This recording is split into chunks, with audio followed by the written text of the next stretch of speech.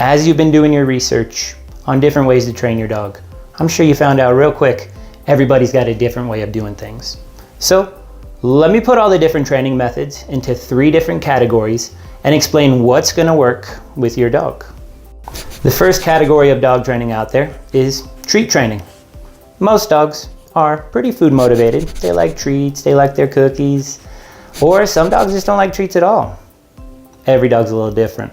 But say your dog's hungry and you're in the living room and you have a handful of steak and you tell your dog come and sit, they'll probably do that 10 out of 10 times. You know, that's easy for your dog. They get that in that environment. The problem is when they get distracted by a bunny rabbit, a squirrel, a leaf blowing down the street, all of a sudden that treat loses its value. And it's really hard to make that treat bigger and better in those situations. You can grab 2 handfuls of steak. Your dog still doesn't care. In their head they go, well, I'll come back later. After I'm done playing with my friends, I'll eat then. So treats work great until the dog gets distracted. Also, we don't always have the treats with us. I don't expect you to have hot dogs in your pocket for the next year trying to get your dog's attention. And last, I can't reason with your dog like I can reason with you, the human. I could tell you, the human, hey, don't fight anybody. Please don't tear a hole in the wall today, and I'll give you 20 bucks. You know, that makes sense to your human brain. The problem is I can't explain to your dog, hey, please don't be grumpy or please don't destroy stuff, and I'll give you 20 treats when I get home. So treats work great for teaching new things, and I use treats with my dogs and my clients' dogs. The problem is you can't adjust the treat, plus you don't always have the treats with you. The next training method out there is leash training. Leash training works great because you attach yourself to the dog. So it works great when you're on a walk. If your dog tries to run into the street, you can grab the leash, you can pull, you can keep them safe.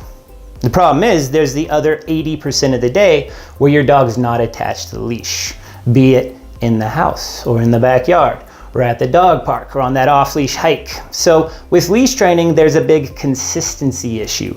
I can't expect that leash always to be on. Also with leash training, there is a physical issue. I don't want to have a physical tug of war with your dog. Also, I want the neighbor kids to listen to your dog just like me. But I can't expect the neighbor kids to pull the leash exactly like me and you.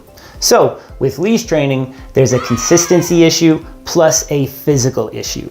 And the third category of dog training out there is remote collars. Now, the way remote collars were originally used, they were used as an avoidance technique. An example would be a bark collar or an invisible fence. If the dog barks, if they leave the yard, they feel an uncomfortable sensation and they learn to avoid making that mistake. Or the way they would train an old school hunting dog. They'd say, hey, go get that bird, bring it back to me, and don't make any mistakes. And if the dog makes a mistake, the hunter hits a button and the dog learns to avoid making mistakes real quick. Now, back in the day, I was hanging out with those bird hunters and I was super impressed. I thought, wow guys, your dogs listen super good. Even from far away, they listen to you every single time. I asked them, I said, how do your dogs do that? How did your dogs get so good? And they gave me their remote collar. So I thought, great. I took it home and I put it on Boomer. He's my miniature Australian Shepherd. He was just a baby boy at the time. I put the collar on baby Boomer and I hit the button and he yelped. So I started to cry. I ran over, I ripped it off his neck and I threw it in the trash. Now, he's my working dog. He chases bulls and he's tough as could be. Boomer, guard. Guard. Guard. Guard. But he's also my baby boy. You know, he sleeps on my bed, he gets half my dinner. So I wanted him to listen real good like those hunting dogs, but I didn't want him to avoid the sensation. So we sat down, we reinvented the wheel, and we said, you know what? Instead of making the sensation punitive, let's keep it neutral. So we took a TENS unit. I don't know if you're familiar with a TENS unit or not, but the doctor may use it or a physical therapist. If you're healing from a surgery or your muscles are healing, they're gonna put that TENS unit and it's gonna stimulate your muscles. Another example, There's that infomercial where you put the pads on your muscles and you wake up the next day looking like a bodybuilder. Well, we took that technology, we put it in a little box, and we put it around the dog's neck. Now we say the sensation they're feeling, it's gonna be completely neutral. So your dog's gonna feel the sensation when they're good. They're gonna feel it when they're bad. They're gonna feel it inside and outside. Instead of making it punitive, I'm gonna pair it up with your voice. I'm gonna show your dog which words are important, which words they should pay attention to no matter what.